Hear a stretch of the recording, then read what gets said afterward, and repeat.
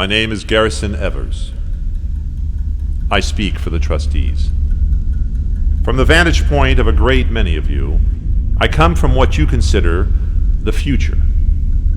Please understand that I'm not physically present here.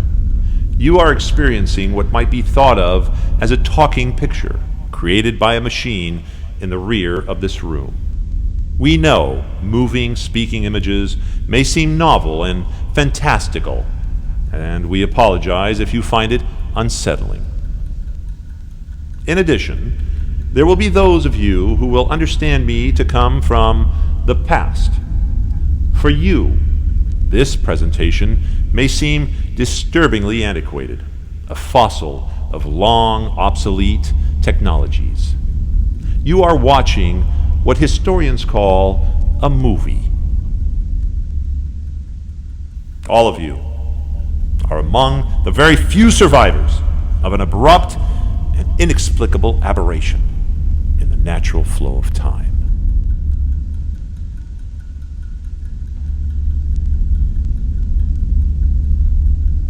Some cataclysmic force, the nature of which eludes man's knowledge, has caused the 17th to 22nd centuries to implode.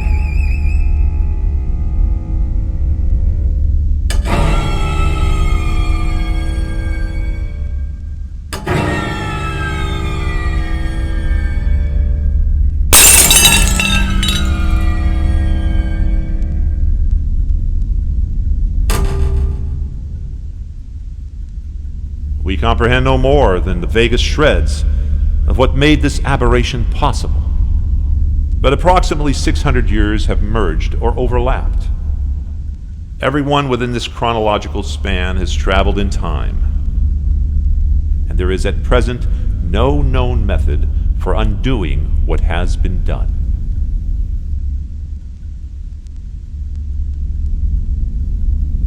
We are all living in a new now. For legal and record-keeping purposes, the year of your origin will henceforward be designated as your home time. Please record your home time in the provided census forms. If, like many, your home time predates the widespread of literacy, make yourself known. An agent of the Survivor Enumeration Licentiate will record your home time for you. We, the trustees, consist of a small body of scientists and allied experts who also happen to survive the jolt through time.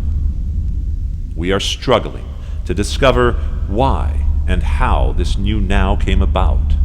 It is our aim not only to understand the forces behind this phenomenon, but also to seize and manipulate them. Our promise to you is this. We trustees will, however long it takes, ultimately resynchronize history and return us all to when we belong.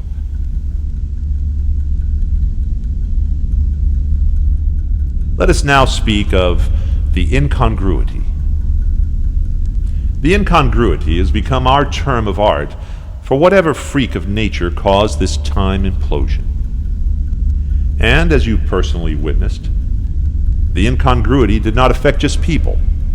It extracted and displaced animals, buildings, objects, even entire swaths of landscape. Daylight and heat from the past and future were also thrust into the new now. The cumulative migration of all this daylight and heat resulted in a catastrophic thermal blast wave. The thermal blast wave charred nearly the entirety of the Earth's surface. We alone made it through. And only because, at the moment the incongruity struck, we chanced to inhabit the longitude experiencing its solar midnight.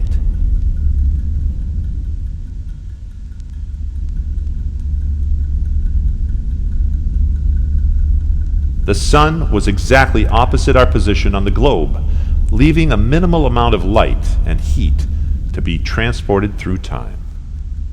Nowhere else but in this slim and tenuous north-south strip is Mother Earth capable of supporting animal or vegetable life. In light of the incongruity, we must drastically rethink how this universe operates. Yet one law remains immutable.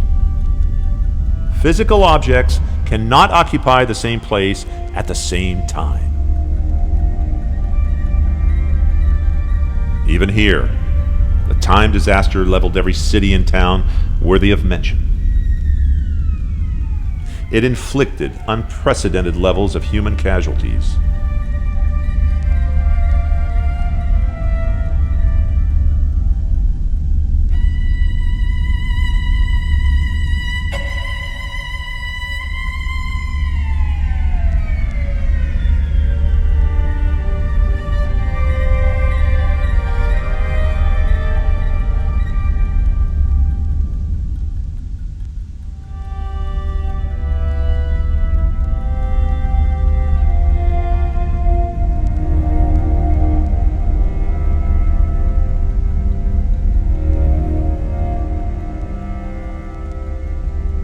You and I continue to exist only by sheer luck. And it remains possible for our lives to end at virtually any moment. Why? We must now speak of timeline turbulence.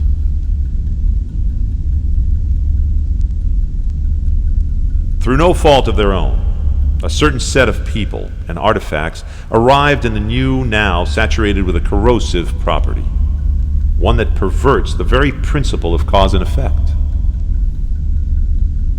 This is timeline turbulence. Timeline turbulence is not something you can see, smell, feel, or hear.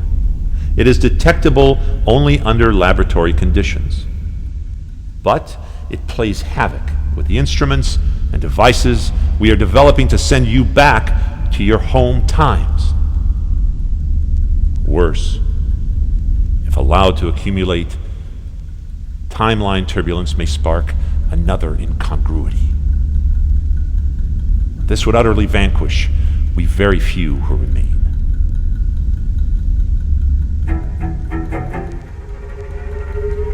Timeline turbulence is exclusively detectable in the people and artifacts that arrived in the new now from 1952 or later.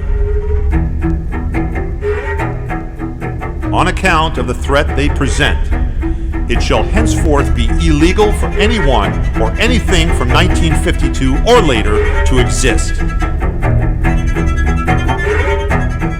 Said illegal artifacts will now be known as anachronisms. Said illegal individuals will now be termed exotemporals. As may be the case, some of you watching this presentation may have fallen into the latter category. We will now pause here while any such known or suspected exotemporals are placed in custody.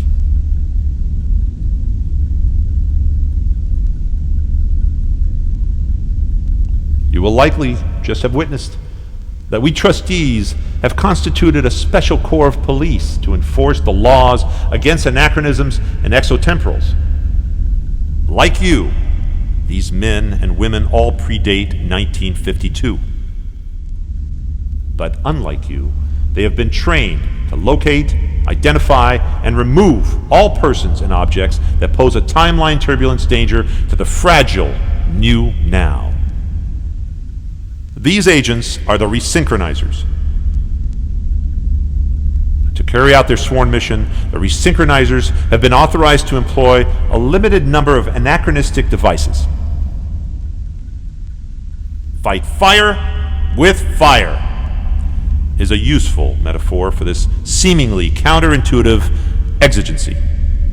So, if you come upon some artifact from 1952 or beyond, be it a deadly weapon or something as innocuous as a tool, book, or article of clothing, do not touch or attempt to use this artifact.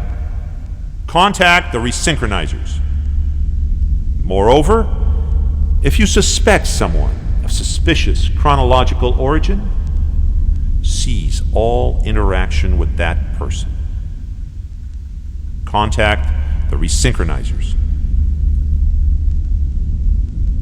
Lastly, if you are an exotemporal that has somehow been overlooked or that is in hiding, we beseech you to turn yourself in. You will be painlessly subjected to a sleep-like preservation state and stored in a quarantine bunker until readjustment day.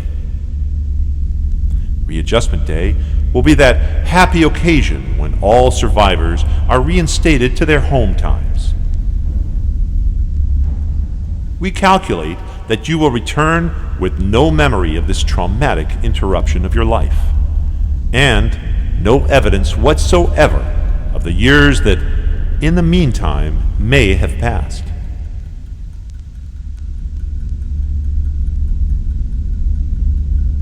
Cooperate with the resynchronizers.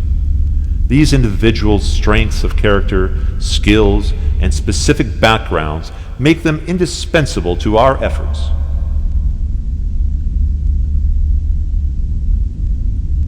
Cooperate, and you too can help bring about the restoration of the world. It is imperative that every one of us performs the duty of vigilance.